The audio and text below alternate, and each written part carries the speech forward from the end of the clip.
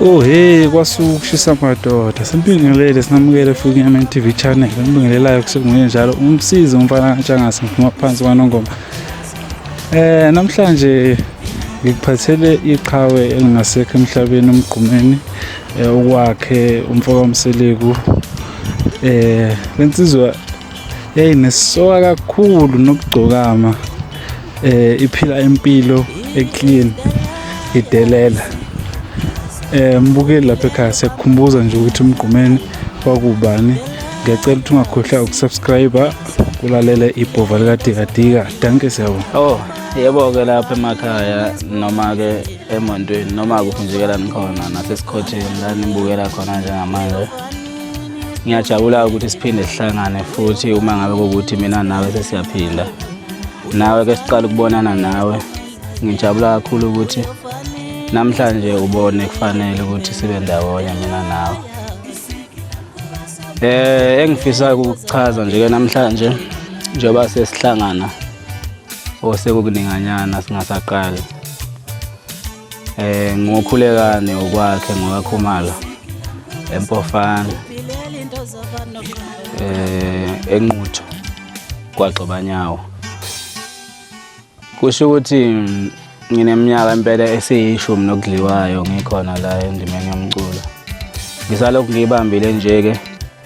Ngingathanda kakhulu ukudlulisa ukubonga abalandeli bomculo bonke nje. Ngeke ngisho ukuthi abalandeli bakaMaskandi noma mhlambe bomculo wesiZulu. Bonke nje abalandeli bomculo ngoba ngiyacabanga ukuthi ukufika kwami la emculweni ngibone kushintsha izinto eziningi ngoba umculo wethu ubungumculo ongenga kangako emalokishini nakwezinye indawo mhlambe ezingekho emakhaya njengala kithi.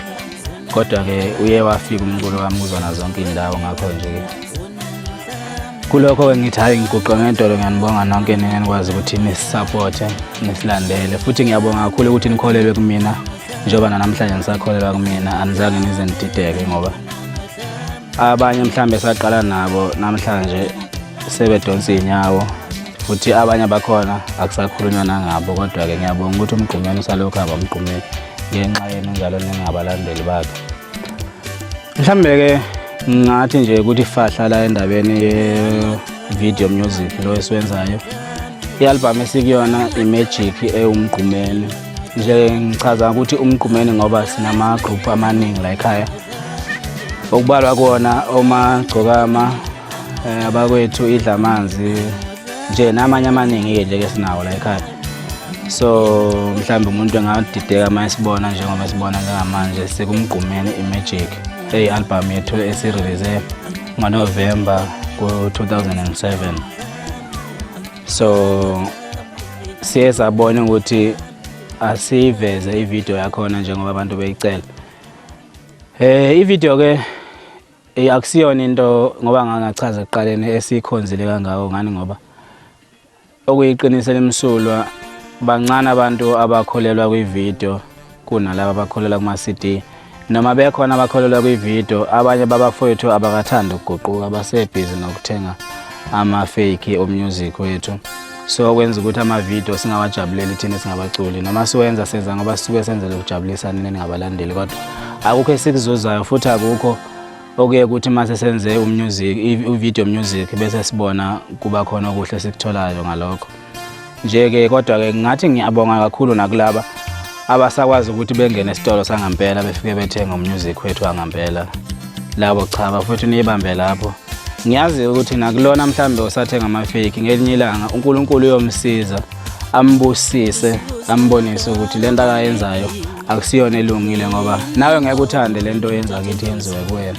So ngelinye ilanga uNkulunkulu uyokunikeza umqondo ukuthi ucabange njengabo bonke abantu ngoba hayi ukuthi awuphili uzenze isilima ngamabomu ingoba nje uzama ukucekela abanye abantu phansi. Kushuthi ke ngisho ngithi mhlambe wakhiwe ngomona ongesiyona into yakho yaphakade leyo ngoba umona into nje oyicabangela yona ezobuye futhi iphele bese uyasithenga lapho kufanele usithenga khona.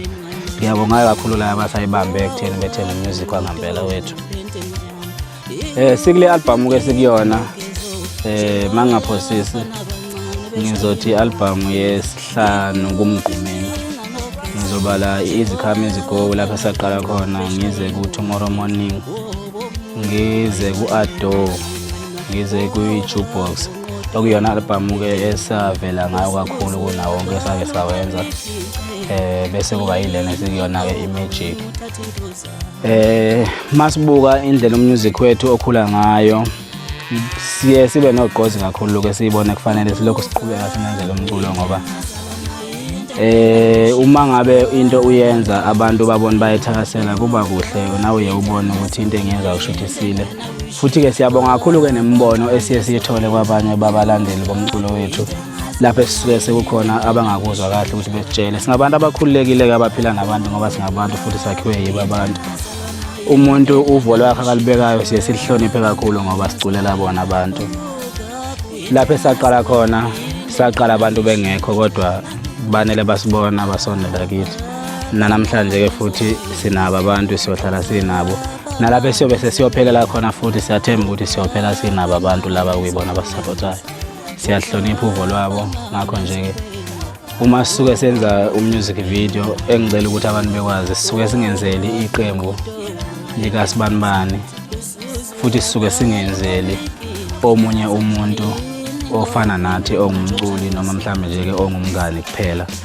Senzela bonke abantu abathanda umculo owahlukahlukene, ngoba siye siqaphele ukuthi umculo wethu masiwenza ize kuwumaskandi, kodwa akube khona ama-vibe awahlukahlukene akhomba ukukhula komculo wethu. Ngakho nje bese kwenzeka abantu bewumukela ngale ndlela abamukela ngayo, sibone ukuthi shoot esikwenzayo kusile. Akukhona ukuthi sihlakaniphe kakhulu thina, sihlakaniphe njengabo bonke abantu, kodwa nje ukuthi siye sithathe kakhulu imibono yabantu abangabalandeli bomculo bese sisebenzisa lokho. So cha, kulokho ngithi angibonga kakhulu kuleyo ndawo, abantu nje babayibambe la bayibambe khona. Nikholwa into yokukholwa manikholwa umgqumeni, ngoba nami ngiyakholelwa kunina abantu, ingakho ngenza kumnandi ngaso lesikhathi.